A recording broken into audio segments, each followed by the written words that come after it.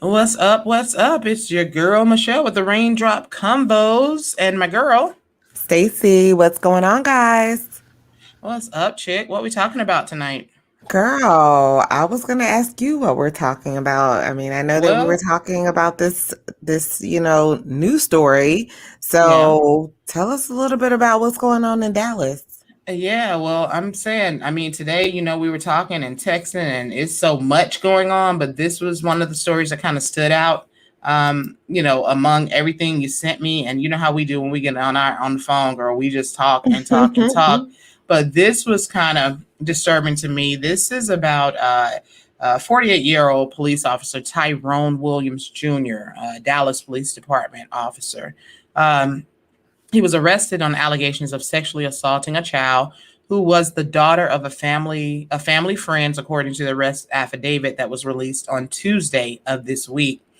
The affidavit says that Williams allowed a daughter of family friends to stay at his home in South Oak Cliff on May 22nd after she had an argument with her father. And so we'll get a little bit more into that. Let's go ahead and run into our drop our intro and Let's do let's it. let's do this. Okay.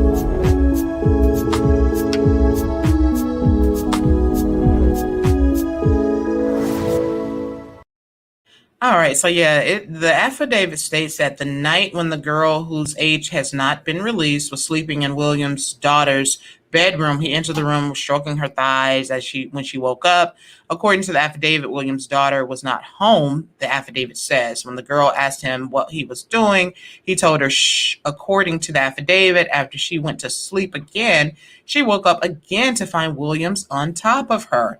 According to the affidavit, and everything is all alleged, of course, she Mhm. described him as doing very painful hard strokes to her body. She also said Williams was clearly visible to her because of the bright nightlight in the room. Then, after he asked her, "Do you like it?" the girl pushed him off, ran to the bathroom, and locked the door.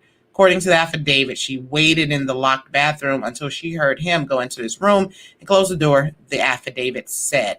The girl left Williams' home the next day and went back to her mother's home, but a few days later, her mother sent her back to Williams' home after an Mm, argument, despite the girl telling her she was scared to go back, according to the affidavit. Everything is according to the affidavit. So, again, this is all alleged.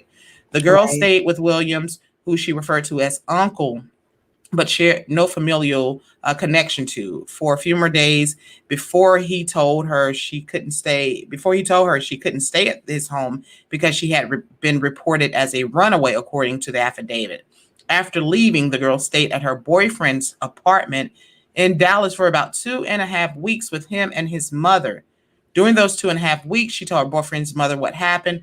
According to the affidavit, an interview with the boyfriend's mother is referenced as evidence in the warrant. It's unclear whether her boyfriend's mother contacted authorities. Right. On June 8th, Williams called a Dallas police detective to tell them the girl, reported as a runaway, was at her boyfriend's apartment where she was Mhm. detained by police officers. According to the affidavit, but on the way to the Dallas Police Department Youth Division, the girl told officers about what happened and what Williams had done to her.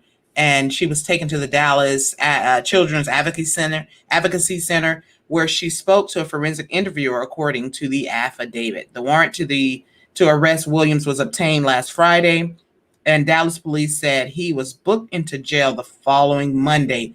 Williams has been with the department since March 2009 and was recently assigned to the South Central Patrol Division. Let me see what was the other. It says the department says Williams is on administrative leave pending the outcome of the Mhm. investigation, Yeah, and jail internal records affairs. show Mhm. right, and jail records show that Williams was released on Monday after being held on a $25,000 bond, and that's what we know so far. So, what do you think about Right. this, girl? This is disturbing on so many levels. Mm-hmm. We're talking about a police officer, number one, who is literally sworn in to protect and serve the community. And so this family who he is reportedly friends with Mm-hmm. and must be some type of or provide some type of authoritative figure in their Mm-hmm. lives simply because the girl felt comfortable or ran to, his home Mm-hmm. when she was having, the family issue at her home. Mm-hmm. So there had to be some type of relationship where he was a confidant, Mm-hmm. of some sorts to the entire family. Mm-hmm. And so for him to violate his, I mean, you have a duty, Mm-hmm. like he violated that duty. He violated the trust of not just this family, not just this girl or this family, but of the entire community that has entrusted him as a police officer to serve and protect the community. So, I mean, it's disturbing for that, but it's also disturbing because she was in his daughter's bedroom. Mm-hmm. Like that's where she was sleeping because it was reported that the daughter was not at home at the time, and her age, the age of the young lady, the victim, has not been announced. We has Mm-hmm. not been released. We don't know her age, but we can kind of speculate a little bit on a range since she Mm-hmm. does have a boyfriend whose house she was able to go over, Mm-hmm. but this man went into his daughter's room. Like, let that sink in for a minute. You know what Mm-hmm. I'm saying? Like, I don't know. I'm a parent, and so like, if when I go in my kids' room, like there are just certain things. It's their room. It's a sacred like place. Mm-hmm. I don't, I'm not gonna curse. You know Mm-hmm. what I mean. I don't take drinks in there, liquor drinks. Right. Alcoholic. Like there are just certain boundaries. So the fact I'm worried about the daughter at this point. Right. Because if he felt so comfortable to go into the daughter's room and do this to this young lady, what Mm-hmm. has he been doing? You're a police officer and you have authority over, so many people in society. Mm-hmm. And this is what you're doing Right. to young girls. And then for me, the fact that he was the one to call and to alert the detectives to her whereabouts, that's shady to me too. Mm-hmm. Because number one, how did he know where she was? That's You're number right. one. Who told her that she was at the boyfriend's house? That's number Mm-hmm. one. But you knew what you did to her. Mm-hmm. So were you just brazen and, just so arrogant that you thought that whatever relationship you had with the family and with her, she wasn't going to tell on you? Mm-hmm. That like I don't understand the mindset. To me, that's like psychopathic or sociopathic, behavior. That's Mm-hmm. just I don't understand that.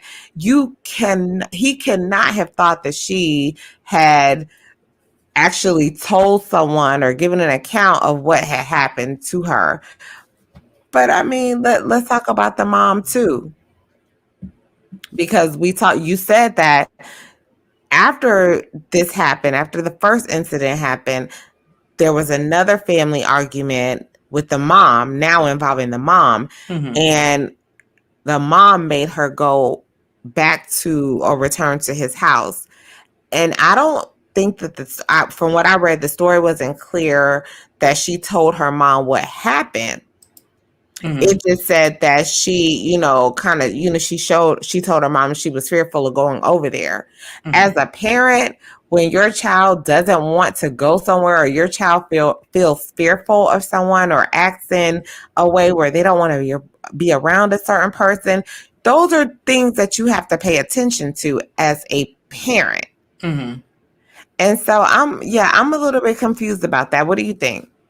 I totally agree with that, and definitely all the points that you hit are things that I question in my mind, and so I'm not gonna, go back over them because like I said, I totally agree with that, and but my additional concern is the fact that this guy is law enforcement, and so you have, you're privy possibly to more information than just your regular, Joe Public when it comes to things like this. Because like you said, how did he know, where she was Mm-hmm. and all of that? And were you concerned that she was going to report something that happened that was inappropriate.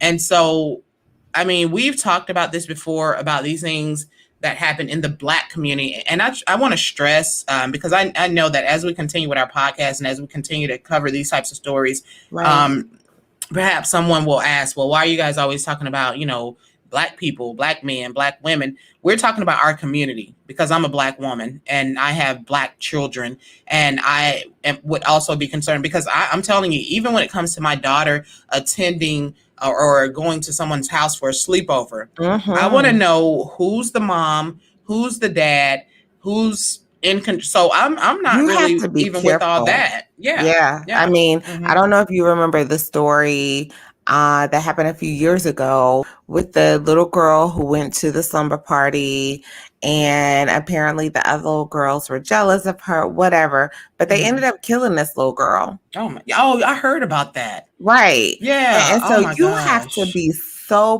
Right. protective of your children Right. and what, because you don't know what other people have going on. And we talked about that, Hmm. when we talked about social media presence and what we see. People show you Hmm. what they want you to see, You're right. and you never know what's going on behind closed doors. And so you don't know what they're involved in. You don't know what they got going on. And if somebody happens to be there that, when something goes down, if your child is there, then your child is, becomes unfortunately a part of, the I forgot the collateral damage. Hmm. And it's nobody wants their child to be in that position. And you definitely don't want the guilt of knowing that, you could have done something to prevent it, or maybe you Right. had a certain feeling about, well, I'm not really sure about this. And so the thing is, it almost has you doubting just your own decision making process, because like I said, the last time I let my daughter attend a slumber party, um and her dad took her to the house, and when he got back, I'm like, hey, who was there, you know what I mean, who was the Mhm. mom, Mhm. did you meet there, did you meet the mom, did you meet the dad, Talk to them, see what's what going on, vibe did you right. get, yeah, what vibe did you get from them? And he's like, oh, well, no, everything seemed cool. But I'm like, yeah, but I think women have more of an intuition when it comes to certain things. And so honestly, with Mhm. everything I'm seeing in the news and what's going on in the world, I am just like, nah, never mind. Because I don't even want the stress of worrying about it. Thank God that she's been able to, make it this far. Hasn't had any incidences as far as I know. And I would love for her to continue to maintain a honest and open relationship with me, where if something like this happened, she can tell me, and I wouldn't send her back to the lion's den I if she mean, but said, right, mhm, even if you sense that yeah, something is going on, or you sit when your child shows, because children are so pure and so innocent, hmm, their spirits, I think, and this is the way I believe, their hmm, spirits automatically feel good and evil. you're right, And it's not a carnal thing. It's not hmm, something that they understand logically. It's hmm, just what they feel. And so when your children automatically don't want to hug, Uncle so and so or auntie, like, hmm, I've never been one to push my kids onto anyone. If my kids hmm, have shown that they're not really feeling somebody, or they don't really open up around them, I don't push them. And hmm. so as parents, you have to be aware of what's going on. And as I mean, I don't know how old this young lady is, but she sounds like she's old enough to where she can make judgment calls. If Hmm. she, showed in any way that I'm scared, I don't want to go over there, why push her? Why not? Why didn't, and I know that this is a rhetorical question, but why Mhm, wouldn't a mom say, hey, now what's the fear about? What's going on? Why mhm, don't you want to go over there? Like, let's forget the moment that's going on, forget the anger, forget the argument.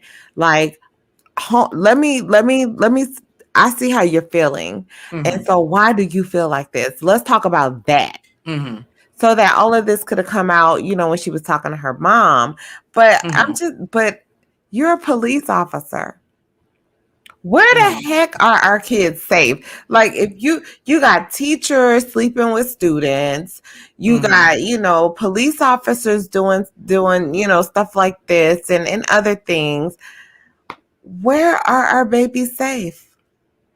I think that's the most disheartening thing to me. It's just Mm-hmm. that they're not safe anywhere. Yeah.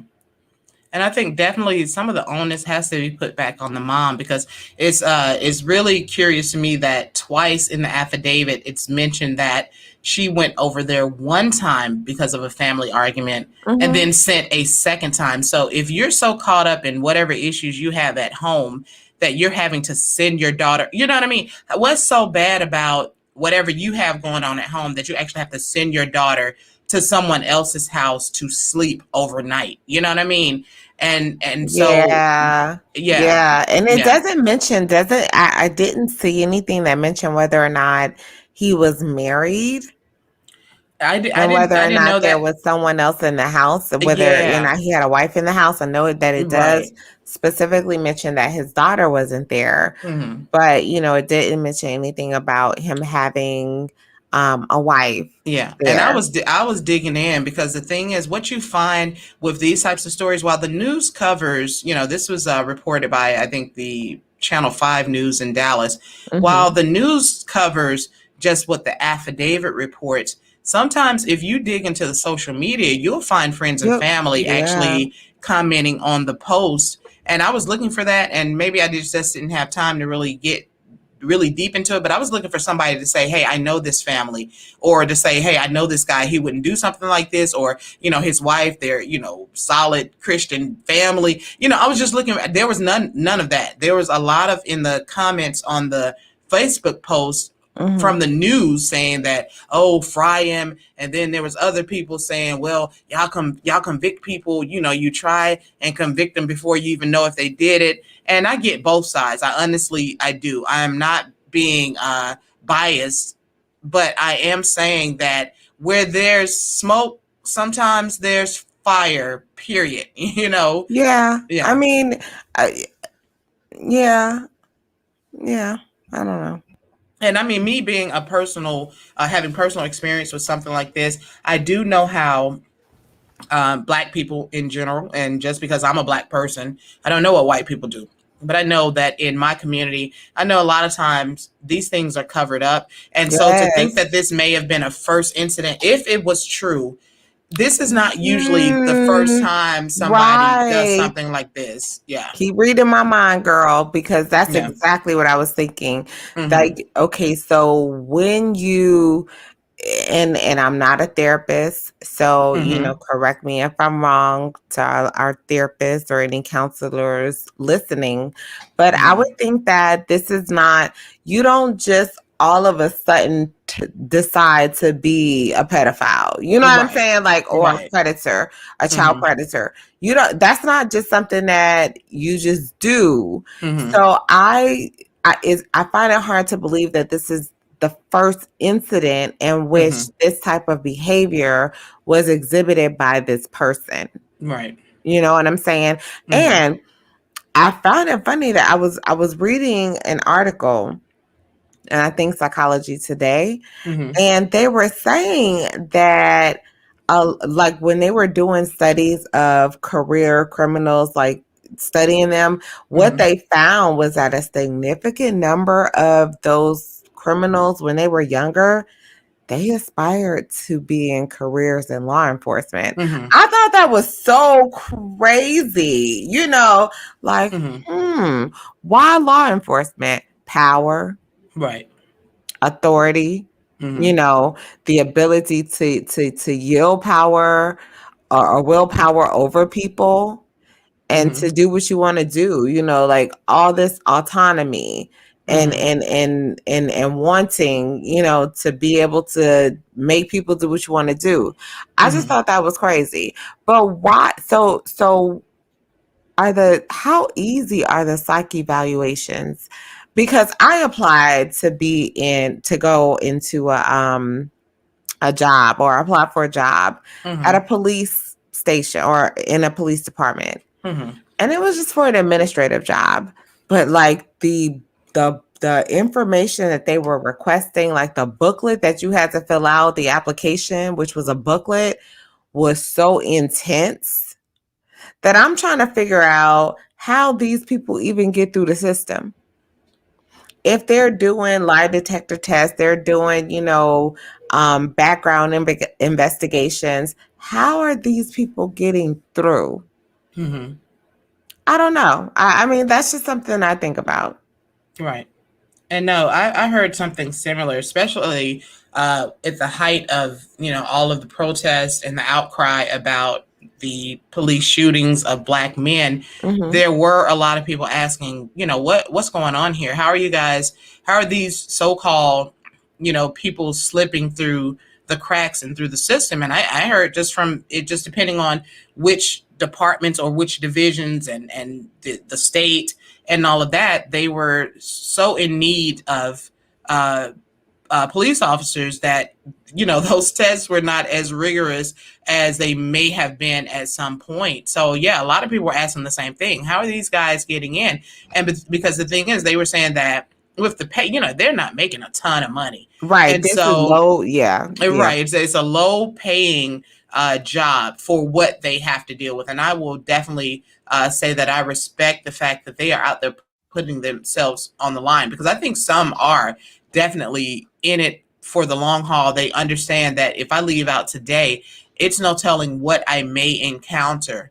But when they talk about trigger happy, nervous police officers that are shooting first and asking questions later without even understanding the situation, there were some questions about, well, what was their mental capacity to understand, and what was the training like to let them know how to de-escalate situations. But again, that's kind of going off into a whole nother arena, but it Yeah. still speaks No. to the fact of how did someone like this actually get. I don't, girl, I No, don't know. so because I do like going, we both like going down rabbit holes. Mm-hmm. So I actually found an article on, I believe it was ProPublica or something, but it Mm-hmm. was about this town or village in Alaska, town Mm-hmm. village, where they found that every cop, now, in all transparency, I think there are like 15 cops there, Mm-hmm. but in this, small village, but every last cop has been convicted of domestic violence, Mm-hmm. even the chief of police. So what they're saying is that yes, the low pay and the fact that fewer people want to do the job Mm-hmm. is hindering them from really getting quality people for the police jobs or law enforcement jobs. But I just found that really, really just different. That you mean to tell me that in an entire town of people, that the people that are sworn in to uphold the law are actually all convicted criminals? Really? And so now when I bring that closer to home, I start thinking, we do have a shortage of police in Atlanta and in a lot of the surrounding areas. Right. And there are, like, I see drives all the time for your employment drives all the time for police. Are we making sure that these police that we are just, hiring to get boots on the ground, that they can pass these psych evaluations? And I mean, ongoing psych evaluations are Mm-hmm. what's needed.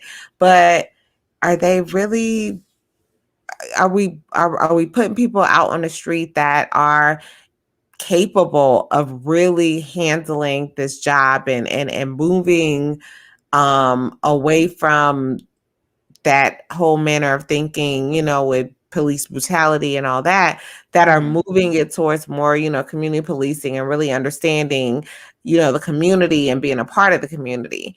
Mm-hmm. I don't know. Yeah. Or No, do we just I have a get lot it. of people that need a job and they're just going wherever the jobs are available? Right. And I would lean more towards the latter, which is that I think that that's what people do. It's like, yeah, some of them, their ideal career path was not to become a police officer, but once you're in it, you're in it. And I can imagine that it's a pretty high stress job, you know, depending on where you are. If you're in some small podunk town, maybe it's not as bad, but I can imagine the police officers here in Atlanta and major cities, you know, just the number of calls that they're getting, the situations that they have to try and de escalate. You know, because hey, we can see that there's a lot of crime going on in the world right now. Anyway, and Yes. when I say world, I Yes. mean United States, but I can only imagine what's possibly going on in other places. But yeah, in You the know United what's going on States. here in Atlanta? Didn't we? We just had the, again at Lenox Mall. We Mm-hmm. just had the security officer shot, Right. and by kids. Like, Mm-hmm. these kids were 15, 13 years old. Right.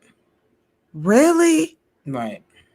So what's going on in our households? Mm-hmm. What's going on in our communities where we don't have like solid activities for these young people? Right. What's going on in our households where parents don't? I have a 13-year-old son. Mm-hmm. I can't imagine my 13-year-old son being somewhere where I don't know where he is, Right. or being so far away from me. And maybe, I don't know, maybe that's being a helicopter mom. I don't know. But I just can't imagine my 13-year-old son or my 14-year-old daughter Mm-hmm. going to riding a train and going, across Atlanta by themselves, and Mm-hmm. me not knowing what's going on. How? Right. Why? And so, yeah, we keep seeing these types of, we keep seeing things, violent things, or crime happen. But I don't know. I don't Mm-hmm. know. Yeah. And sooner or later, we're going to have to talk about, you and I are going to have to talk about and address the issue in Atlanta, like the high crime rate in Atlanta, Mm-hmm. and the fact that we are about to go into another mayoral election. We're Mm-hmm. going to have to talk about that, because Right. that's going to be at the top of the list, because we've had such an epidemic of crime here. Mm-hmm. We need a mayor that's going to come in and like totally clean this up. Mm-hmm. And I mean, I agree because the thing is, to every other, you know, to other Black people in other cities, they look at Atlanta as some beautiful chocolate city that's Hmm. just, oh man, that's paradise. I go there and I can, you know, claim my, you know, stake my claim, get my, you know, build my fortune there because it's a chocolate city. I'll be accepted. I don't know that the view that, you know, what you're seeing on reality TV and all of that, that's just reality TV. It's not Atlanta. That's not Atlanta at all, Hmm. because it paints a picture that is not so accurate. Because if you look at a lot of the districts downtown, where you know, a lot of the, you know, these different places that have been gentrified, you know, there are Hmm. young white millennials, tech startups, and things that are moving into these gentrified areas. So I don't really know how chocolate we are anymore. You know what I'm saying? Are we still? That's Yeah. a whole nother episode Oprah will get, Right. that we'll get Right. into. But Mm-hmm. with going back to this story, I just Mm-hmm. think that it's indicative of a larger problem that we Mm-hmm. have. And Yeah. that's the fact that within our community, within our Mm-hmm. families, we are not properly addressing this type of trauma. Right. We're not standing up for our girls Mm-hmm. and our boys. Mm-hmm. You know what I'm saying? Because boys also face sexual assault, Right. Right. incidences or traumas Mm-hmm. as well. So we're not properly addressing these things. And I hope and I pray that these parents are not still dealing with this person. You know Mm-hmm. what I mean? Because I still wonder, how did he know where she was if he wasn't talking to the parents? Yeah, now, girl, Right. that's what I'm wondering. Because if he still had an Right. inside, link to the mom after that first situation And the happened. dad, But because the dad, remember, the first right, incident, she was into an argument with the dad, and he's her hmm dad's friend. right. So So if it's you right, he got out of jail, he bonded out of jail, like we talked about the other day, hmm $25,000. Okay, so that's 2,500 in cash if you use a right, bail bondsman. We got right. that. So you bond out of jail the same day that you get arrested.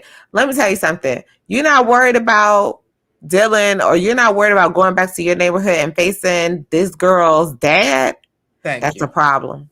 It is a problem, That's a and problem. and the other issue for me is that again, the affidavit says that she reported to her parents that she did not feel safe going back there, Correct. and they sent her back, leading me Correct. to believe perhaps they did not believe what she was saying. But how the heck, wait a minute. How the heck you in a two-parent household and you have an issue and your parents are sending you to somebody else instead of dealing with that issue in the household as a family?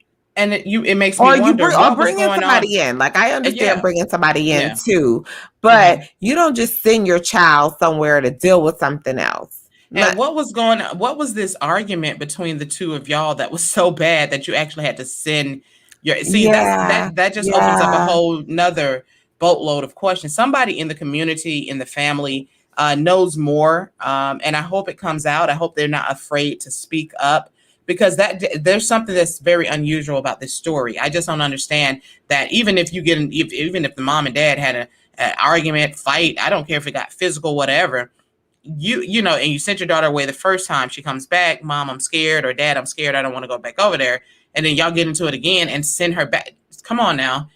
Make it make sense. It's not making any sense to me right now. No, it doesn't. And I know that they, are not saying that hmm the boyfriend's mom reported it, but you know what? If she did, kudos to Yeah, her. to her, that's what I'm saying, and she should not be Kudos to shamed. her. That's what I'm saying. No. Anybody that tries to shame her, which is what we do in Mhm. a lot of our families, when somebody reports these types of things, oh well, Mhm. you should have kept that in the family. That's nobody's business. Kudos to her, even though she might get some kind of blowback, because I know the information. Like I said, the information's out there.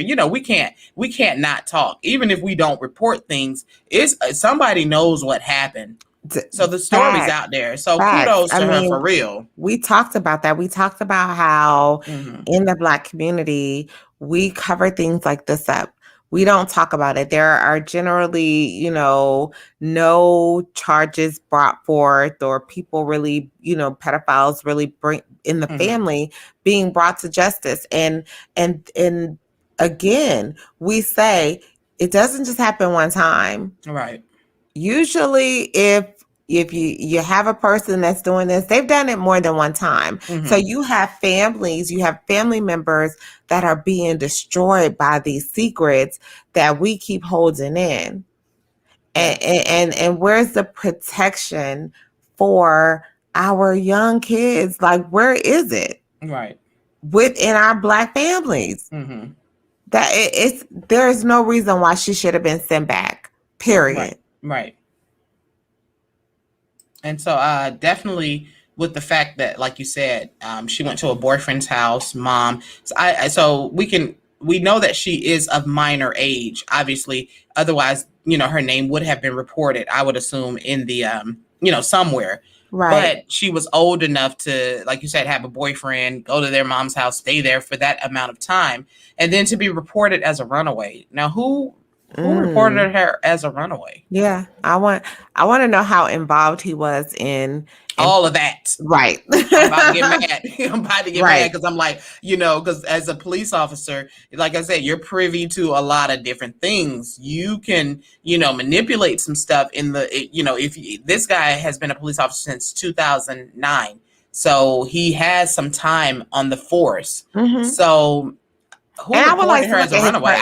not look at, but I would Yeah. like to know because, again, in the same study, it's hmm on Psychology Today, they were just kind of talking about the characteristics of police hmm officers who are also criminals, hmm basically, Right. And so Yeah, they that were makes them really good police officers. right, right.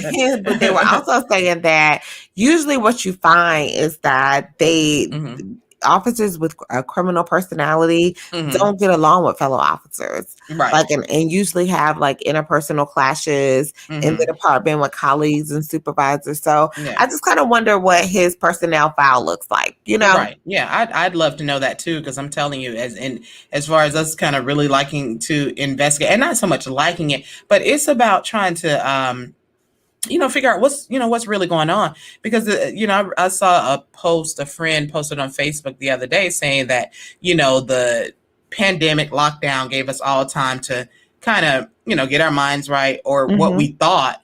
But it seems like now we back to the same old stuff. It's like And you it's know like times 10. and it just nothing changed. If anything, it seems more escalated now that, oh, now everything's back opened up and everybody's ready to go out and go wow.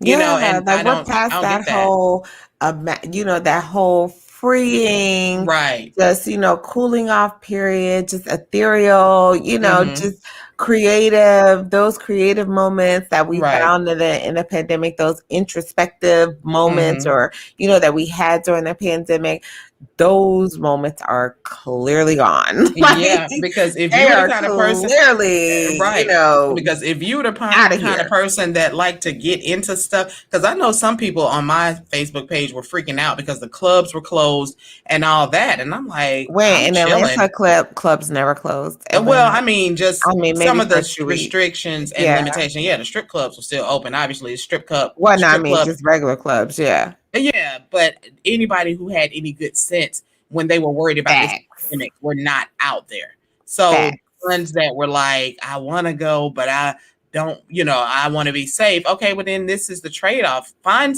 I know a lot of people that started businesses. Yes. I know people that blew That up taught themselves how this, to, go do on Robinhood and right, invest in stocks and and buy yeah. cryptocurrency and stuff. So Yeah. that's all I'm saying. I'm like, yeah, you still have those ones that got to be out there on the scene. But now that they're opening things up, just be aware that of what the society looked like before and what it looks like now. Because I mean, I was here, I was trying to order something from some restaurant, and it was like we've closed down temporarily because we don't have any employees. I mean, people aren't going back to work. So what are y'all out there doing? You Oh, know what they're I'm about to saying? end that. They're Yeah. they're ending that. Well, I mean, Yeah. they're ending it, but they're giving a child tax credit, or they're giving that monthly stipend for Right. children. But what So about they're these ending. teenagers and these jobs? I mean, if this is a local Burger King out here that is not open because they cannot find any employees. So if kids Well, are out shooting really? people, yes, girl, yes. And so if kids are out here shooting people at Lennox, are you Yeah. shooting them just because you don't have anything else better to do, or because there are no jobs? What's going on? We need some questions answered, and I don't know. I don't know. I mean, I still I remember a community, or I remember a time when a community addressed all those needs, addressed the Hmm. needs to everybody. Like, I Right. remember going and spend the summertime with my aunt and my uncle in this like really small town. Like, it may have been like 4 blocks, Hmm. like Yeah. straight up. But in Green Cove, Florida, Hmm. like real small. But all of the teenagers, like, there was a recreation center, Hmm. and so and that's where all of the teenagers, or all of the young people, of course they had them separated by age or whatever, Hmm. but that's where everybody in the town hung out. Like, it was a safe space Right. for everybody to go to and hang out during the daytime, during the summertime, and just kind of gather Hmm. and have a good time. And I don't think we have that nowadays. Like, kids don't have those types of places in their neighborhoods within walking Hmm. distance, because it was, in walking distance, again, a small town. So in Hmm. walking distance for everybody pretty much. Right. But, Right. but it was a gathering spot. Yeah. That's where all the kids were. And so that's where you found all the kids. And so they Hmm. weren't out there doing, crazy stuff, trying to get money, or whatever, Hmm. clout, whatever they're out there chasing now. So Yeah. I think that we really need to start coming back into our communities and really rebuilding our communities Hmm. with the essential things to meet the needs of everybody in the community. Right. And yeah, let's try that. Let's try it. Yeah. Yeah. My bad. I thought I turned it All off. right now. But yeah, and definitely, But won't he do addressing it though? Because he won't he will. do it? Won't he do it? He came right on time because we must have said Yes. something that struck, baby. Because yeah, because even with addressing the needs Oh, of our youth, I think we have to confront these types of things. Like I said, I think somebody knew something may have been going. If it's true, somebody noticed something about this guy and others in the community, and we are at a point where we just don't want to say anything. We don't want to ruffle feathers, but the blowback and the cost of not speaking up is far worse, because the thing is, one day it could be your own child.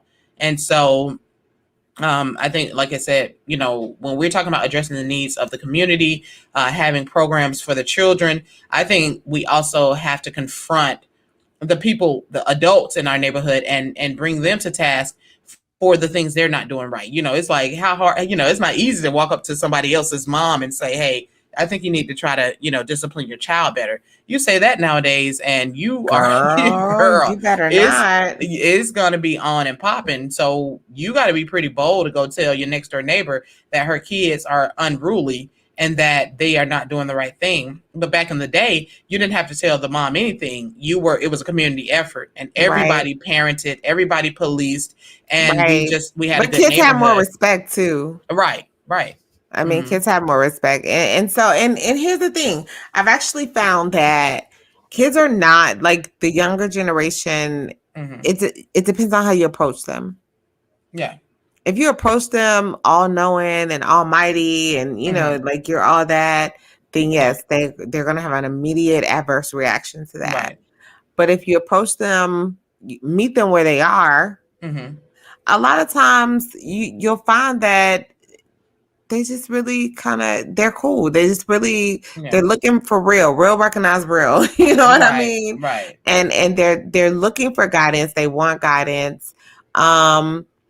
But I don't know, they're so they see so much and they understand so much that Mm-hmm. it's only certain people that they're going to take direction from. Straight up, like if Right. they see you moving crazy and they see you moving shady, Then what you say means absolutely bingo, nothing. You have no bingo, validity for them. And I think bingo. they want somebody to show that they care. Because the thing is, I don't think these kids actually really want to be out there doing what they're doing, but it's just the influence. It's that group think mentality where if everybody else is doing it, then, I got to do it too. So Yeah, we yeah. just have to be more involved.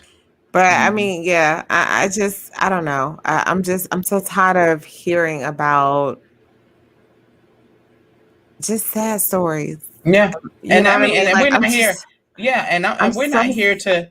Yeah, and I want to say that too, because I know when we talked about what we were going to talk about tonight, I wanted to reiterate to our listening audience that we're not here to report these things to be Debbie Downers or anything. It's to bring light to the fact that you might hear it on the news, a little snippet, a little 5 minute. Oh, Dallas police officer sexually assaulted daughter of family friend, and you hear a snippet and then you go on with the rest of your life, but you don't understand that these stories are they're so exponentially universal. growing, and they're Yeah. growing, and so you to gloss over it as if it does not have any importance. Somebody has a report on it until we can do what we can to try and stop it. And I know that as I do what I can. I donate to certain organizations that I know Mhm. support young Black men. That's my Yes. part. That's what I can Right. do in my Right. small space. So if Right. nothing else, just know,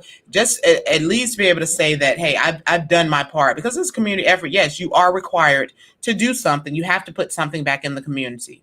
Yeah, period. And you might not think it's well, it's not my problem. No, it is your problem, because when it lands on your doorstep, then you're really going to be fussing about it and saying, well, why didn't somebody else do anything about it? Well, why don't you do something about it, or at least a little something about it?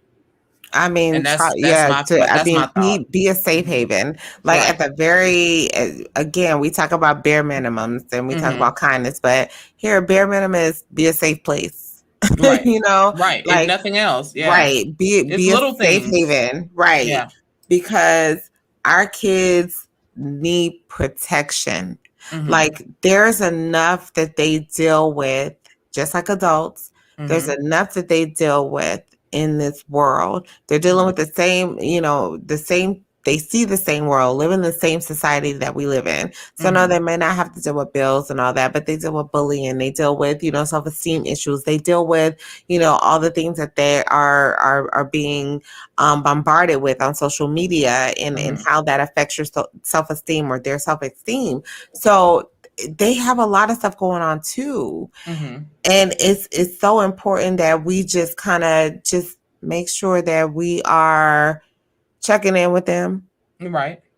We are on top of things. We are, making sure that we are addressing their needs. And we're it's all about us being together, all about all of us working together to, get to that point where we're all good. That you know what I mean? And I forgot where I was going, but it is what it is. Go ahead. Right. That was kind of my final thought. The last thing that I was saying is just, doing that small thing, doing your part so that you can at least say you contribute something to what you cannot deny is a problem in our community. Huge Period. problem. Yeah. Huge problem. And this is something that when it happens, it is a lifetime thing. Right. Like this is I know that right now it's alleged. We got it. It's alleged. Let's just keep on, saying but we got know. Thank you. But right. We know when it has. We know that this happens more often than it's actually reported. Right. Yeah. Right. And we have so many, reported incidents of things like this happening, and we just have to be so vigilant in protecting our children. Right. And protecting our, our legacies. We have to be, I don't know. I can't believe that a 48-year-old man with a daughter himself would think that this was okay to do. Right. You know what I'm saying? Or would do this to another father's daughter. Right. You know what I mean? Yeah. And we'll continue to follow this story because, again, obviously with an affidavit, everything is alleged. And what I'm just hoping and praying is that with him now out on bail with time on his hands, But this dude is freaking smiling in his mugshot. Right. Dude, that's do you even understand what the hell you have been accused of? Right. Just the fact alone that you're accused of that, you should be hanging your head in shame. Right. I'm just saying, but you're on a mugshot. Knowing clearly what you are accused of and what you're being charged of, and what you've allegedly done, and you're smiling, you're smirking on your mugshot. That's psychopathic behavior. Yeah. And how do you go back home and explain how the hell did he become a police officer? Right. And what do you say when you walk back through the door and you see your daughter, your wife, or if whatever? Like I said, we'll just continue to follow this story because this is one of those stories where I want to see what the final outcome is, because it happens so much that we don't really know what the final outcomes. Is there settlement? Is there, what's going to happen with this story? Are they going to sweep it under the rug? Is there going to be a conviction? So no, I'm going to continue to follow this because I'd love to come back with a part 2 once we know for sure how this affidavit plays out. So that's my final word on it. I'm done. There it is. Yeah. There it is. Well, as usual, this has been protect our babies. Protect our babies. What's the guy? Antoine something. Hide your babies. Hide your baby. Hide your wife. Hide your girl. Right. Hide everybody. Like, they coming to get everybody. Right. They coming to get everybody. I mean, these people wild. I'm telling you, it's wild out here. Stop trying to. I'm gonna stop trying to tell me I don't need a gun. Girl, stop trying to tell people, regular people, that they don't need. Stop trying to take our guns away. Nah, we got a reason that we have them. That's all. That's what I'm saying, because you don't know when 911 gonna show up, so you better be prepared to take care of yourself. We need 911. But 911 is already in the house. Gotcha. That's what I'm saying. And we need to have 911 right up street. Next door neighbors need to be we need to know our neighbors. All of them. So if they're 911, baby, and I don't mean police, I mean folks we can call to come help us out when things pop off. Ray and Pookie and them. All them. Exactly. The ones that's like for real for the culture. So It's all good, Always for the y'all. culture. Always for the Right. culture. Y'all, thank y'all so much for listening. We just, these are our conversations, sometimes like they're not linear. We talked about that today. Our conversations Mm-hmm. are not linear. They are very much circular. So Right. if you can't follow along with that, sorry. Right. This Yeah, you may might not want be to the follow another. podcast you want to listen to, because Yeah. just like in a regular conversation, you may go from point A to point Z, but it's all going to come back in a full circle. So it is what it is. Thank y'all for listening. We love y'all. And just know that we are truly doing what we do. We're out here talking for the culture, for the Black community, because that's where our love is. You're right. Definitely. Well, this has been Michelle with Raindrop Convos. I'm a girl. Stacy, love you guys. And don't forget to visit our website, raindropconvos.com, if you want to catch any of the past podcasts and just see, where we go with our conversations. And we'd love to catch you on the next one. Don't forget to like, subscribe, share, and drop your Please. comments. Yep. Yes. Let us know what you're thinking. Let us know what you want us to talk about. If you We're don't like open. it, hey, tell us. If you love it, tell us. We can take it all. We good. There We you got thick go. skin. We're thick skinned over here. There you go. All right. Good night, everybody. Good night.